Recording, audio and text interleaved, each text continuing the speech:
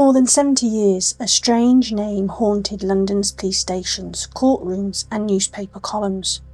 The 40 Elephants. Shopkeepers feared them, detectives chased them, judges sentenced them, yet somehow they always seemed to return. They appeared in the finest shops in London, dressed like society ladies, moved through crowded department stores unnoticed and vanished with silks, furs and jewels worth fortunes. At the centre of it all stood a succession of women known only as queens. This is the extraordinary true story of the 40 Elephants, the most successful female criminal organisation Britain has ever known. Welcome back to Woodside Walker.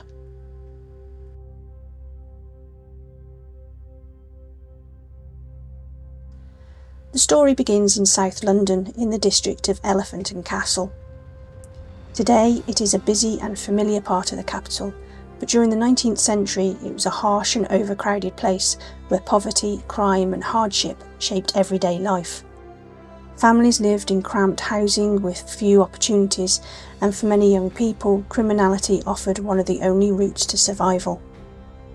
Out of this environment emerged a remarkable organisation unlike anything Britain had seen before. The 40 Elephants were not merely shoplifters, they were organised criminals.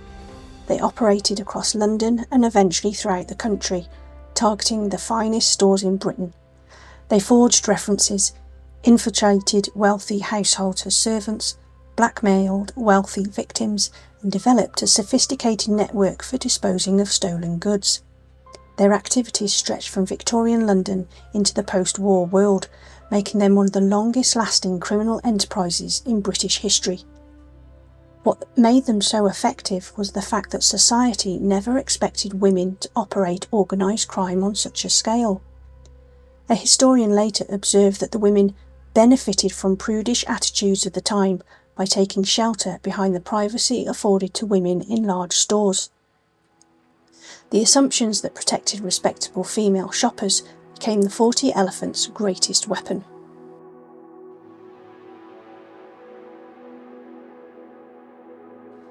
Imagine stepping into Selfridges, Harrods or Liberty's in the early 20th century. The sales assistants see elegantly dressed women examining the latest fashions.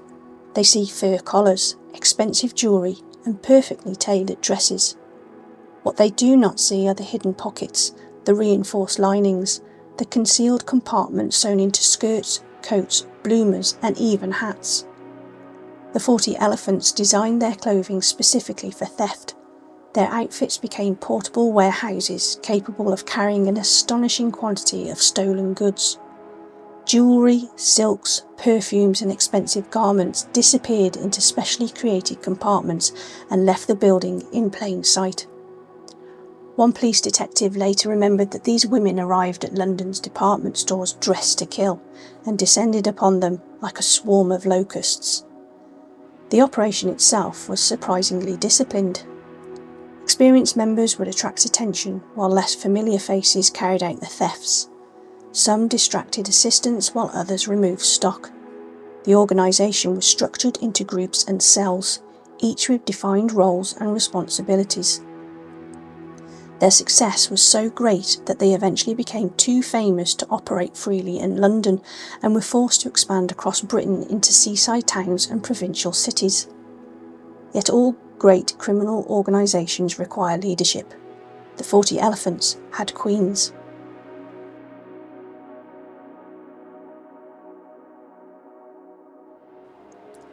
The first true queen was Mary Carr.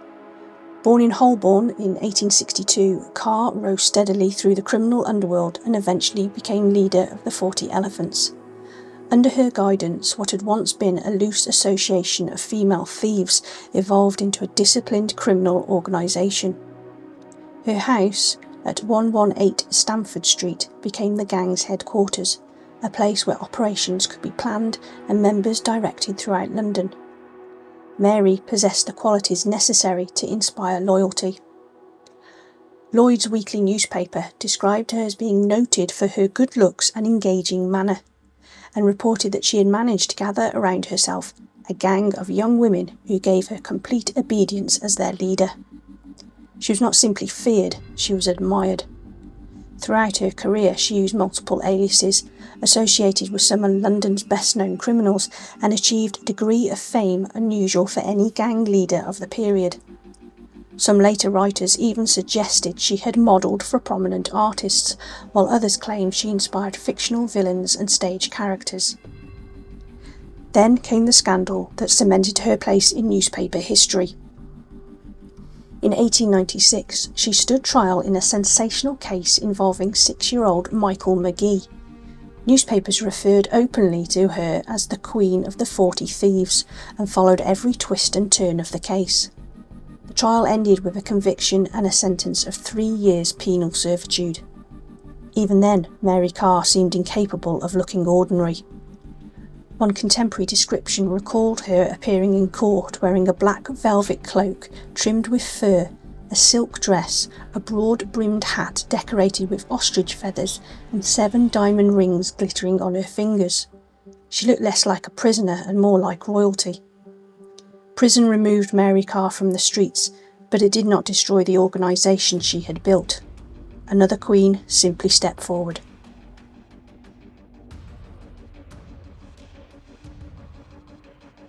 One of the most fascinating and often overlooked leaders was Helen Sheen, known throughout the underworld as Fair Helen. Her reign was brief but memorable. In 1906, the Illustrated Police News reported on her conviction after she stole money, cheques, watches, rings, chains and jewellery from a Lambeth businessman. Detectives described her as a woman associated with drugging victims before robbing them, while the newspaper referred to her as the Queen of the 40 Thieves. The case produced one of the most extraordinary exchanges in 40 Elephants history.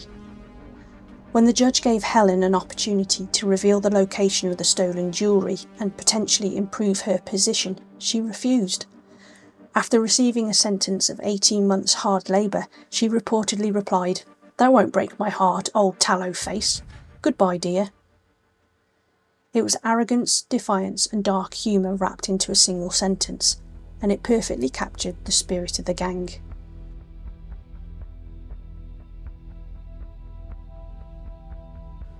If Mary Carr created the blueprint, Alice Diamond built the empire. No figure is more closely associated with the 40 Elephants than Alice. Born into poverty in South London, she entered the criminal world as a teenager and quickly developed a fearsome reputation. By 1915, newspapers were already describing her as the Queen of the 40 Thieves. A detective informed the court that she was known throughout the borough by that title and remarked that it had once taken 3 policemen to hold her down at a police station. Alice fascinated journalists. Newspaper reports describe her as unusually tall, strikingly attractive and extraordinarily confident. One article called her the most remarkable specimen of the shoplifter the police have ever known. Another described her as an Amazon-like figure whose appearance drew sales assistants towards her rather than away from her. The irony was extraordinary. The better she dressed, the less suspicious she appeared. The more she stood out, the easier she seemed to blend in. According to the Daily Express, information flowed to Alice from all over London and she directed the gang through a network of informants. The newspaper claimed that nothing was done unless the Queen gave the order. Scotland Yard saw her as the brains of the organisation. The press saw her as a celebrity criminal. The gang saw her as the unquestioned leader. One famous story illustrates her mentality perfectly. While waiting at court, a store detective jokingly asked Alice why she had not visited their department store recently. According to newspaper accounts, Alice took the remark personally. She immediately gathered gang members, travelled to the store and carried out a theft involving multiple rolls of silk. Whether every detail is accurate hardly matters today. The story survived because it reflected how people saw Alice Diamond, not merely as a thief, but as a criminal legend.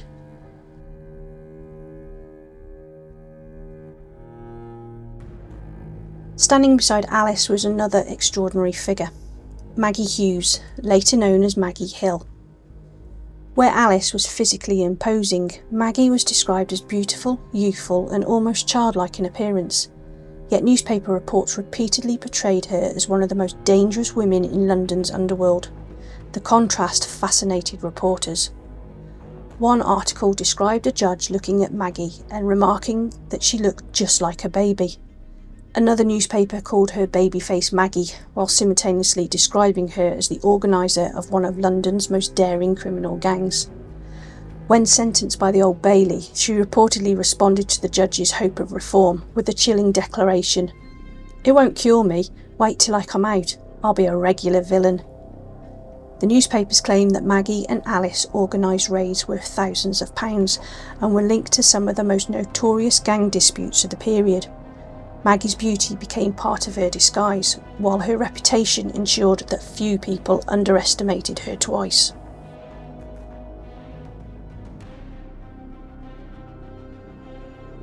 Another fascinating member was Lillian Goldstein, better known as the bobbed-haired bandit. Known to police for her connection to other criminals and her skill behind the wheel, she represented the modern generation of 40 elephants who embraced fast cars, new fashions and increasingly mobile criminal operations. In 1933, she appeared before the courts after being caught with large quantities of stolen goods concealed on her person. Detectives openly linked her to the legendary bobbed-haired bandit, who'd become a well-known figure in police circles. By this stage, the 40 elephants had become intertwined with a wider criminal world that included drivers, fences, burglars and veteran gangsters throughout London.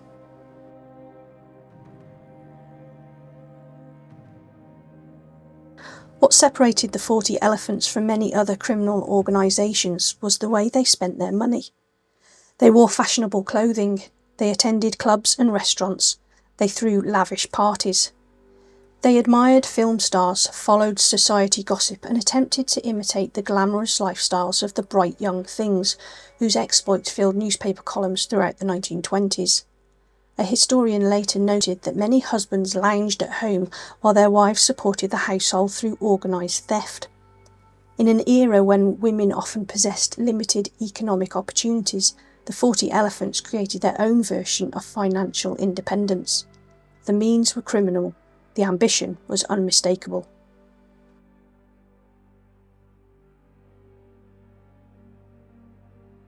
The final great queen of the 40 elephants was Shirley Pitts. By the time Shirley emerged, Britain had changed dramatically. The Victorian world that gave birth to the gang had disappeared, yet somehow the organisation survived. Shirley learned her trade from veterans connected to Alice Diamond and eventually earned her own title in newspaper reports, Queen of the Shoplifters. The newspapers followed her career almost like a serial drama. In 1954, she escaped from a police escort and vanished for 8 months. Detectives searched across London before finally receiving an underworld tip that led to a South London flat. Reports described officers surrounding the building while detectives guarded stairways and exits before arresting the young fugitive. During the 8 months she was on the run, she gave birth to a child. The newspapers focused on her personal life, reporting petitions for her release and debates about whether motherhood might reform her. Yet despite changing times, improved policing and an increasingly modern Britain, Shirley still represented a direct connection to a criminal organisation whose roots reach back into Victorian London. When her generation faded away, the 40 elephants faded with it.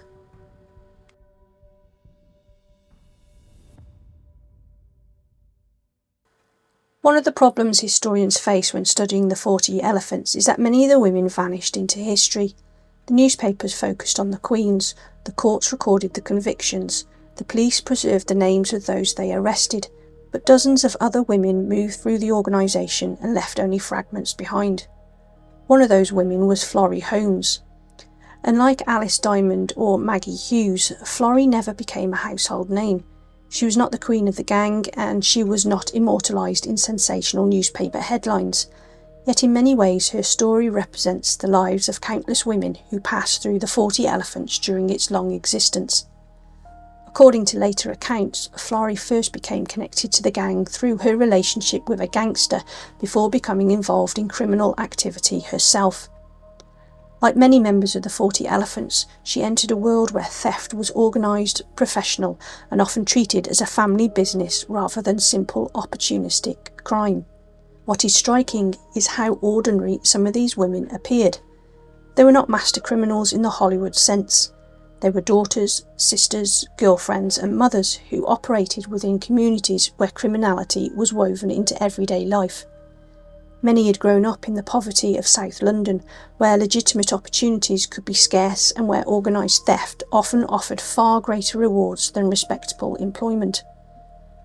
Florrie Holmes reminds us that the 40 Elephants were not just Alice Diamond and Mary Carr.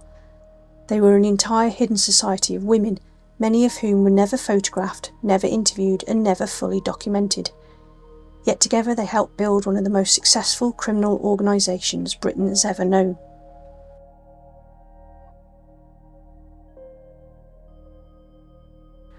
What is perhaps most remarkable is the way the 40 Elephants have been rediscovered in the 21st century. For decades they were little more than a footnote in crime history. Today they have become the subject of books, documentaries, theatre productions, podcasts and television dramas. Their story has appeared in museums, exhibitions and newspaper features, and a generation that had never heard of them is now discovering their extraordinary history. Part of that fascination comes from the fact that they challenge our assumptions. For years, organised crime history was dominated by stories of male gangsters, male bosses and male violence. The 40 Elephants force us to confront a different reality. They demonstrate that women could build criminal networks, enforce discipline, control territory and generate enormous profits long before society was prepared to acknowledge it. Modern interpretations have not always been accurate. Some historians have criticised portrayals that reduce the women to glamorous accessories of male gangsters or focus excessively on their appearance while ignoring their organisation, intelligence and independence. Others argue that certain versions of the story have become overly romanticised or sensationalised. Yet even those debates reveal something important. More than a century later, people are still arguing about who these women really were. Were they ruthless criminals? Were they products of extreme poverty? Were they pioneers of female independence? Or were they all of those things at once? That question remains unresolved, and perhaps that is exactly why their story refuses to disappear.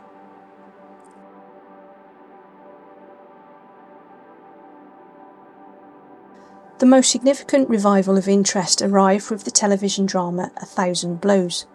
Created by Stephen Knight, the writer behind Peaky Blinders, the series brings the world of Victorian London back to life and places Mary Carr and the 40 Elephants at the centre of the story. The drama stars Erin Doherty as Mary Carr and presents the gang as a powerful female criminal organisation operating within the violent and dangerous underworld of 19th century London.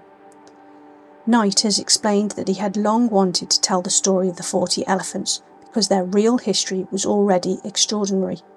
He combined their story with that of Ezekiel Moscow, a real Jamaican boxer living in London at the same time, creating a drama inspired by history while taking creative liberties with events and timelines.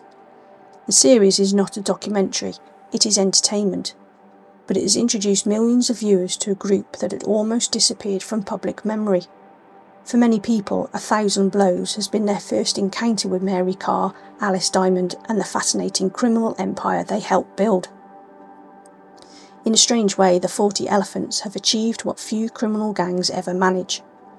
More than a century after they first appeared in London's newspapers, they are still capturing imaginations. The police who chased them are long gone.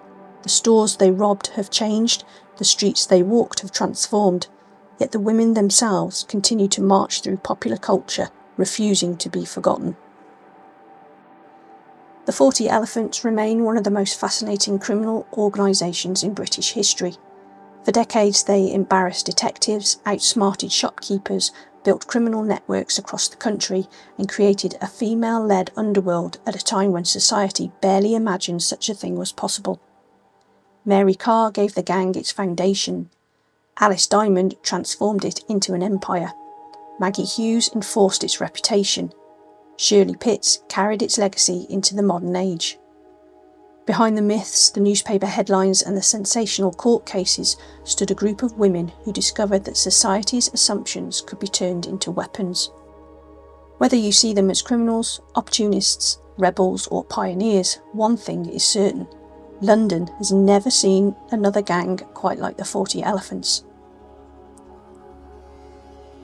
If you've enjoyed this journey into London's hidden past, don't forget to like, subscribe and let me know in the comments which forgotten corner of history you'd like me to explore next. Until next time, this is Woodside Walker.